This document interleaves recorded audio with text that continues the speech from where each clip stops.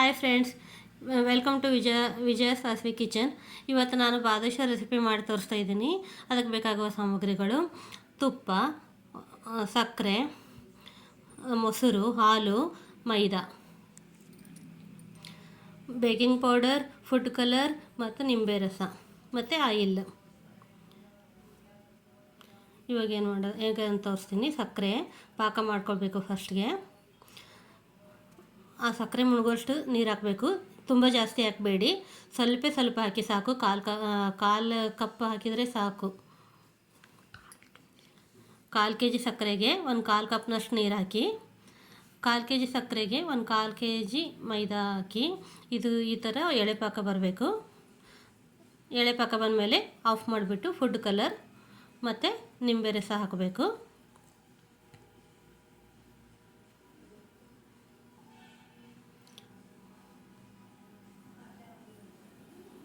ನಂತರ ಮಿಕ್ಸ್ ಮಾಡಿಬಿಟ್ಟು ಅದನ್ನು ಸ್ವಲ್ಪ ತಣ್ಣಗಾಗಕ್ಕೆ ಬಿಡಬೇಕು. ಇವಾಗ ಹಿಟ್ಟು ಕಲಸೋಕ್ಕೆ ಆಯಿಲು, ಹಾಲು, ತುಪ್ಪ,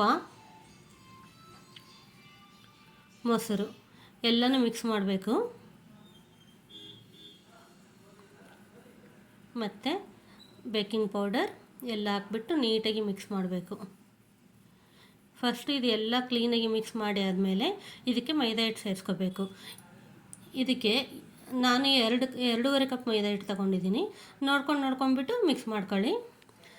ಚಪಾತಿ ಹಿಟ್ಟಿನಕಿಂತ ಸ್ವಲ್ಪ ಸ್ಮೂತಾಗಿ ಬರುತ್ತೆ, ಆ ಥರ ಕಲಿಸ್ಕೊಳ್ಳಿ. ನೋಡಿ, ಈ ಥರ ಆಗಬೇಕು. 5 ನಿಮಿಷ ರೆಸ್ಟ್ ಮಾಡೋಕ್ಕೆ ಬಿಡಿ. ನಂತರ ಎಣ್ಣೆ ಕಾಯಿಸ್ಕೊಂಬಿಟ್ಟು ಲೋ ಫ್ಲೇವರ್ ಆಗಿಟ್ಟು ಸ್ವಲ್ಪ ಹಿಟ್ಟನ್ನ ಈ ಥರ ಸಣ್ಣದಾಗಿ ಮಾಡ್ಕೊಂಡು ಸ್ಮೂತಾಗಿ ನಾವು ಇದನ್ನು ರೌಂಡ್ ಶೇಪ್ ಮಾಡಿಬಿಟ್ಟು ಬಾದುಷಾ ಥರ ಮಾಡಿ 2 ಕಡೆನೂ ಸ್ವಲ್ಪ ಫ್ರೆಶ್ ಮಾಡಬೇಕು. ಆನಂತರ ಕಾದಿರೋ ಎಣ್ಣೆಗೆ ಹಾಕಿಬಿಟ್ಟು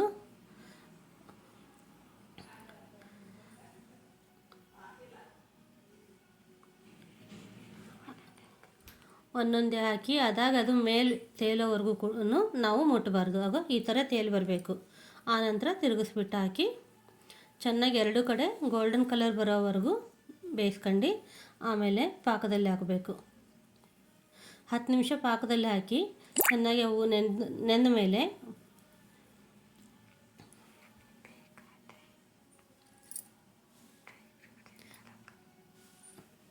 ಮೇಲೆ ತೆಗೆದುಬಿಟ್ಟು ಈ ಥರ ಟ್ರೇಲಿಟ್ಟು ಅಲಂಕಾರ ಮಾಡಿ ತಿನ್ನಕ್ಕೆ ಕೊಡಿ.